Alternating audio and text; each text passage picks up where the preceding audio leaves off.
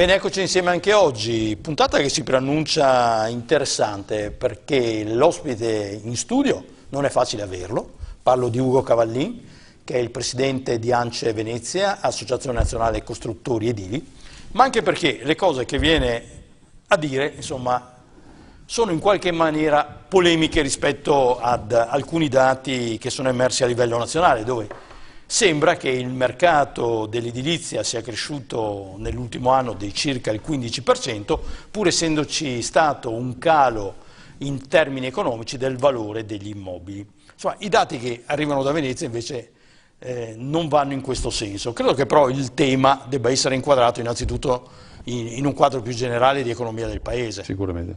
È così? Sì, sì. Metto gli occhiali perché i numeri purtroppo li do, non è che sì, li leggo, non è che li do. Allora, l'economia italiana cresce del 0,9, hanno previsto quest'anno, parlo in generale del 2017. L'Italia è il fanalino della coda, come tutti sanno, dell'Europa, proprio ultimi, sotto di noi, perché dopo di noi non c'è nessuno, diciamo. E in questi anni, pur recuperando nel rispetto della crisi che qualcuno, mentre sì, il settore manifatturiero, quello è aumentato del circa l'1,2-7%, quello è un più rispetto all'economia nazionale è più 1,3%.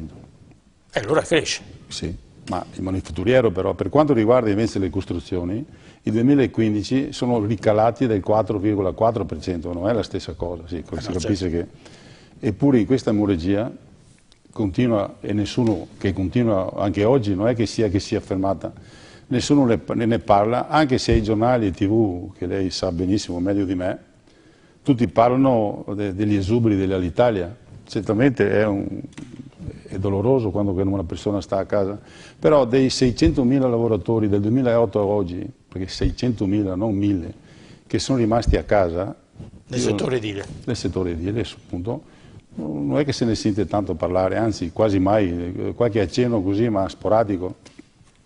Sì, questo è un modo che secondo me non può continuare, anche perché cioè il settore edile è il traino, si dice, dell'economia di un paese. E dicono che l'edilizia, eppure tutti dicono questo, ma a parole però, sì, i nostri politici parlano del settore edile come un settore trainante che è un settore trainante. Però non è che adottino dei sistemi, degli investimenti per le costruzioni, infrastrutture che dovrebbero esserci, che non ci sono. Per esempio, purtroppo, per dire come possa rimanere l'effetto di un annuncio, che non c'è solo il problema dei tempi infiniti per tradurre gli stanziamenti di bilanci in cantiere. Lo scorso anno, ad esempio, dopo aver dedicato nuove significative risorse degli interventi infrastrutturali, il governo cosa si è inventato? Si è inventato il nuovo codice degli appalti, che purtroppo non è che dall'aprile dell'anno scorso a quest'anno, perché aveva ripreso un po' prima dell'aprile, sì, ci sono stati degli appalti, delle cose che aveva iniziato, però con il nuovo codice si è bloccato tutto. E ora, entro il 20 di questo mese, entro il 20 maggio, sono fatte delle modifiche in maniera sostanziale anche del decreto correttivo, che entra in vigore il 20 maggio, però questi cambiamenti che hanno fatto non è che servono a migliorare, perché ci sono già stati degli errori, si sono accorti anche loro che devono pur sistemarli, perché se i lavori il campo dei lavori pubblici è fermo, sì, non è che sono troppi problemi, insomma. Però io non è che voglia difendere il governo, però bisogna riuscire a mettere insieme le necessità delle imprese con le necessità della legalità.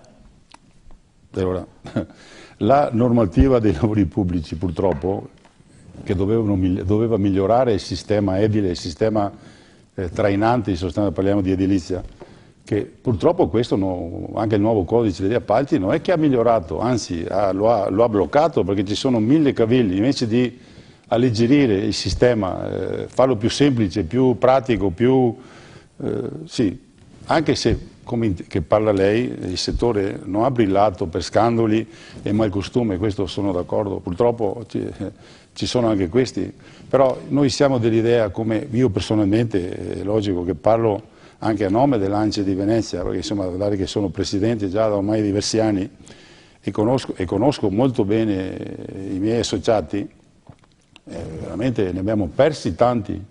Abbiamo recuperato qualche iscritto, anche ieri ne abbiamo iscritti altri 2, però se noi mettiamo il fatturato è calato il 300% rispetto a 7, 8, 10 anni fa. Cioè, diciamo che è aumentato il numero degli iscritti, ma è diminuita la forza imprenditoriale. La forza imprenditoriale, perché imprese che prima fatturavano 8-10 milioni di euro, adesso fatturano 1-2 milioni di euro, mettono i dipendenti, le persone in cassa integrazione, che dopo purtroppo, che è un costo anche per la collettività, non solo sì, che va a caricare, ma il problema nostro non è quello... Ma secondo lei, a fronte di tutto questo, c'è una sorta di ostilità verso le imprese? Lei sì, io penso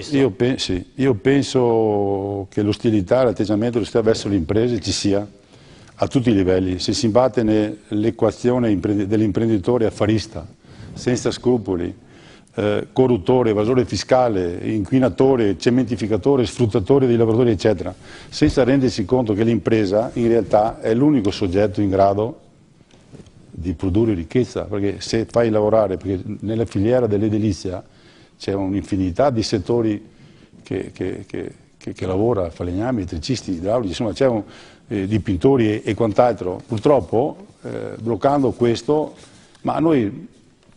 Lei ha letto che lei afferma che l'impresa oggi è soprattutto un soggetto da torchiare. Sì, è un soggetto è da spremere l'inverosimile senza rendersi conto che esiste un punto di non ritorno.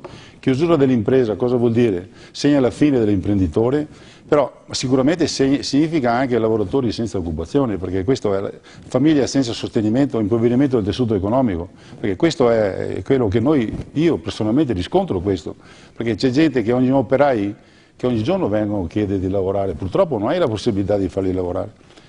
Ma sì. Detto tutto questo, lei è arrabbiato anche col sindacato? Certo. Il sindacato con il suo atteggiamento miope, certo. Sì, ma certo, sì, con il suo atteggiamento miope concorre ad accentuare questo fenomeno, non capendo che il modo migliore per realizzare un sacrosanto obiettivo della tutela dei lavoratori non è quello di aggredire l'impresa, sì, sempre e comunque, ma al contrario, quella di creare le condizioni che assicurano un equilibrio, lo sviluppo dell'impresa.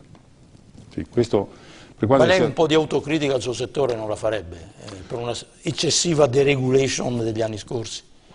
Beh, sicuramente quelli che sbagliano devono pagare, perché ci sono successi tantissimi fatti purtroppo anche nella nostra zona, ma l'unica condanna che posso fare è quella di questa legge che c'è, perché io anche il fatto del concordato continuativo, quello che è venuto fuori a suo tempo, io conosco imprese che hanno approfittato del sistema, hanno chiuso, hanno licenziato, hanno liquidato col 0,10, 0,5, 0,20, quello che era, come si dice, concordato.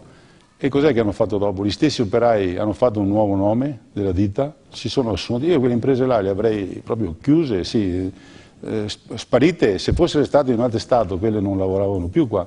E deve tenere presente che quelle imprese che hanno fatto questo, nell'ANCE, che prima erano iscritte, da che sono io là, io non li ho più accettati, anzi ne ho mandati via anche 2, appunto perché del codice etico che ci siamo imposti come ANCE sia a livello nazionale, io lo adotto per tutti, non è che per fortuna che tutto il Consiglio è sempre stato unanime su questo, anche perché insomma le regole sono regole, noi cerchiamo nel migliore modo di rispettarle, certo che la bestia nera purtroppo c'è sempre dentro. Siccome avevo ancora 2 o 3 minuti di trasmissione, mi piaceva anche arrivare al dato locale, insomma, com'è nel veneziano la situazione? Nel veneziano noi fortunatamente... Ha tante cose da dire però. Ma qua c'è una giornata intera. Pensiamo anche per esempio alla tassazione immobiliare, qui purtroppo noi è un problema che è esagerata, sì, che scoraggia l'investimento del bene casa, perché tanti dicono cosa devo farmi una casa o devo comprare una casa che dopo è un affitto che paga il governo, perché questo è in sostanza. E ora, il soggetto di una fiscalità iniqua e continuo cambiamento, perché non è che sia dire quella è e quella rimane nel tempo. Per esempio, anche fortunatamente, quella del catasto, se io devo modificare il catasto, sì, a livello nazionale con la pressione dell'ANCE, la riforma del catasto avrebbe fatto sicuramente schizzare tassazioni a più non posso, che sarebbe stato ancora più grave ancora la situazione della casa, perché insomma io conosco persone che hanno i soldi, avrebbero la possibilità di costruire, ma anche non solo la casa sua propria, ma anche costruire per mettere a reddito, ma non c'è più nessuno che fa questo, perché mettere a reddito cosa vuol dire?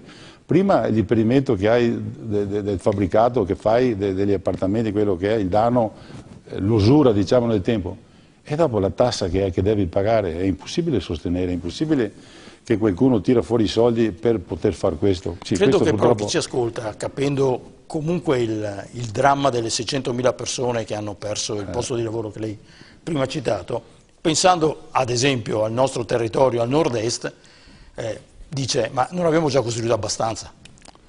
Ma in effetti la politica che fa ANCE Venezia è quella della riqualificazione delle zone, noi non siamo per il nuovo costruire. Sì, insomma lei parlava di nessuno più investe nella casa, no, mettere a reddito gli immobili. Ma guardi che io... Uno dice, ma forse ce ne sono abbastanza. Lei prende, io vedo adesso, ci sono nel periodo estivo, così all'inizio, il periodo invernale estivo, c'è sempre un qualcosa da fare nelle spiagge, no? Certo. Se lei viene a Venezia o Jesolo o a Cavallino, insomma nel litorale, ci sono un sacco di abitazioni che hanno 30, 40, 50, 60, 70 anni. E sono là che sono... Nessuno investe. Nessuno lo dice, perché tanti dicono vuoi comprarla, te la offrono se vuoi comprarla, però nell'investimento della ristruttura, oltre che pagare i soldi, sì, c'è la fiscalità del 50% che riesce a recuperare, ma in quanti anni? Sì, non è un modo di dire che può dare sviluppo alle imprese, che può far lavorare le imprese. Qua purtroppo il governo deve prendere delle decisioni importantissime. Sì. Io le chiedo scusa, ma devo andare in sigla, proprio per una battuta finale, quindi questo 15% di ripresa annunciato a livello nazionale per il settore edile lei non lo vede? No, ci può essere, però innanzitutto non dalle nostre parti. Che le banche riprendano a fare il loro mestiere, primo. Quindi riaprire i rubinetti del credito per le imprese, non a pioggia come in passato che davano soldi a tutti e dopo è successo quello che è successo. Valutando i progetti e proposte, ma soprattutto questo Paese, per le costruzioni in particolare, ha bisogno di norme più semplici, chiare, scritte non da burocrati, ma realmente da gente che sa cosa vuol dire fare impresa, perché se lei, come le dicevo prima, le modifiche, le correzioni che hanno fatto i 9 codici di appalti è peggio di prima. Le faccio un esempio, quella del subappalto, un'impresa che partecipa a un appalto, perde l'appalto, non è che dopo può andare in subappalto su quel lavoro, è escluso, fino l'altro ieri c'era, dal 20 di maggio non può più. La devo fermare, capisco che le cose le stanno a cuore, la ringrazio anche per aver superato la sua ritrosia nei confronti del mezzo televisivo. Lui è Ugo Cavallin, presidente di ANCE Venezia, Associazione Nazionale Costruttori Edili. Alla prossima. Grazie.